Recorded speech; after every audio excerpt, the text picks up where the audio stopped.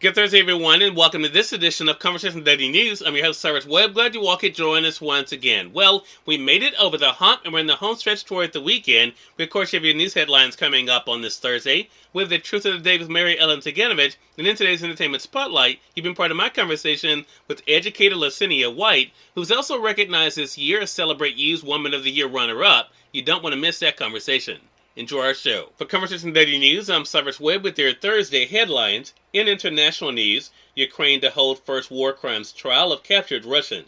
Ukraine's top prosecutor disclosed plans on Wednesday for the first war crimes trial of a captured Russian soldier as fighting raged in the east and south, and the Kremlin entertained the possibility of annexing a corner of the country it seized early in the invasion. The prosecutor general said her office charged the sergeant, who was 21 years old, in the killing of an unarmed 62-year-old civilian who was gunned down while riding a bicycle in February, 4 days into the war. The sergeant, who served with a tank unit, was accused of firing through a car window on the man in the northeastern village. The prosecutor said the soldier could get up to 15 years in prison. She did not say when the trial would start. The prosecutor's office has said it has been investigating over 10,700 alleged war crimes committed by Russian forces and has identified over 600 suspects. Many of the alleged atrocities came to light last month after Moscow's forces aborted their bid to capture Kyiv and withdrew from around the capital, exposing mass graves and streets and yards strewn with bodies in other towns like Bucha.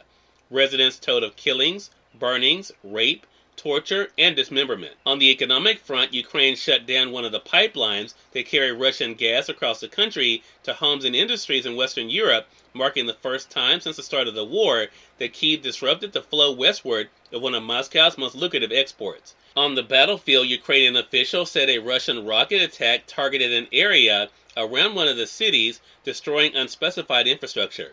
There were no immediate reports of casualties. The southeastern city has been a refuge for civilians fleeing the Russian siege in the devastated port city of Mariupol. The Azov Regiment said on social media that Russian forces carried out 38 airstrikes in the previous 24 hours on the grounds of the steelworks. President Zelensky suggested Ukraine's military is gradually pushing Russian troops away from the country's second largest city and a key to Russia's offensive in the Donbass, the eastern industrial region whose capture the Kremlin says is its main objective. Ukraine is also targeting Russian air defenses and resupply vessels on Snake Island in the Black Sea in an effort to disrupt Moscow's efforts to expand its control over the coastline, according to the British Ministry of Defense. In national news, prisoner put to death in Arizona's first execution since 2014. An Arizona man convicted of killing a college student in 1978 was put to death on Wednesday after a nearly 8-year hiatus in the state's use of the death penalty, brought on by an execution that critics say was botched, and the difficulty state officials faced in finding lethal injection drugs.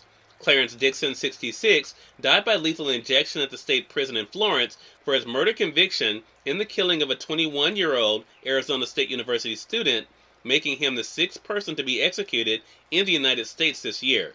Dixon's death was announced late Wednesday morning by Frank Strada, a deputy director with Arizona Department of Corrections, Rehabilitation and Reentry. In more national news, judge says he'll block Governor Ron DeSantis' redistricting plan. A congressional map approved by Florida Republican Governor Ron DeSantis and drawn by his staff is unconstitutional because it breaks up districts where black voters can choose their representatives, a state judge said on Wednesday. Leon County Circuit Judge Lane Smith said he would issue a formal order today or tomorrow to keep the maps from taking effect in November's election.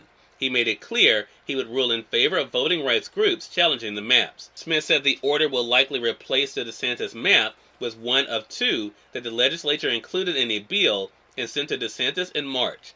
The governor vetoed the bill and later called the legislature back into special session. The Republican-dominated House and Senate chose not to draw a new map and instead passed the DeSantis map. In business news, U.S. inflation dips from 4-decade high but still causing pain. Inflation eased slightly in April after a month of relentless increases, but remained near a 4-decade high, making it hard for millions of American households to keep up with surging prices. Consumer prices jumped 8% last month from a year ago, the government said on Wednesday. That was below the 8.5% year-over-year surge seen in March, which was the highest since 1981. On a monthly basis, prices rose 0.3% from March to April, the smallest rise in 8 months. Still, Wednesday's report contains some cautionary signs that inflation may be becoming more entrenched. Excluding the volatile food and energy categories, so-called core prices jumped twice as much from March to April as they did the previous month. And finally, in entertainment news, Henry Winkler gets book deal, memoir to come out in 2024. Henry Winkler is busy as ever these days, but the actor is still making time to write a memoir. Celadon Books announced on Wednesday that it has a deal with Winkler to tell his life story. The memoir, currently untitled, is scheduled for 2024. Cyrus Webb, Conversations Daily News. It's now time for the Truth of the Day with Mary Ellen Ciganovich. Mary Ellen, it's all yours. Hi, this is Mary Ellen with your Truth of the Day. Choose to have peace of mind. Just like happiness, when you choose to have peace of mind, it is yours. Your mind is like an open field with all your thoughts running through it, thoughts you want and thoughts you don't want, all scampering to get your attention. Any thought of fear and any loving thought lies in your mind right now. It is your choice in any given moment to choose between love and fear, success or failure. These thought choices remain in your mind. As a man thinketh in his heart, so he is. Whatever thoughts you choose to retain in your mind will be created in your life. Your success in life starts in your mind. Be positive and know God is with you. Keep positive people around you. Block all negativity from your mind. Become aware of the tons of negativity thrown at you through the news, our society, or technology. Keep positivity flowing through your field of thought as you picture yourself achieving success. Today, achieve success in life by cultivating a positive attitude through your thoughts and your faith. And remember, enjoy your day. We are part of my conversation coming up with Larcenia White in today's Entertainment Spotlight. Stay with us. You're listening to Conversation Daily News. For Conversation Daily News, I'm Cyrus Webb with the Entertainment Spotlight. Larcenia White, who's an educator but also recognized as Celebrate You's Woman of the Year runner-up for 2021, joined me on Conversations Live, the radio show, to talk about her love of teaching and learning. Here's a bit of our conversation. As we kind of look at where we are in 2022, Larcenia, at the time we're having this conversation, May is recognized as Small Business Month. People are recognized for what they're doing in business. What has it been like for you, Larcenia, to look back at your journey and to see all you've been able to achieve? Yes, it's great to look back at my journey. I'm an educator by trade, by design, and I've just been enjoying being an educator. So I have been in the business, people business, if you will. I haven't sold anything except I sell education. And so I've always been interested in learning and teaching, and I'm very interested in finance. Of course, you can't live without money.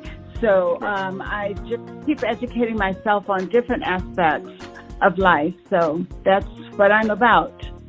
Yeah. Have you always known that you were someone who wanted to share knowledge with others, Larcenia? That's something that was just always a part of who you were. Yes, I was raised by a very industrious grandmother in South Carolina, and from a matriarchal society, basically, and she talked about hard work.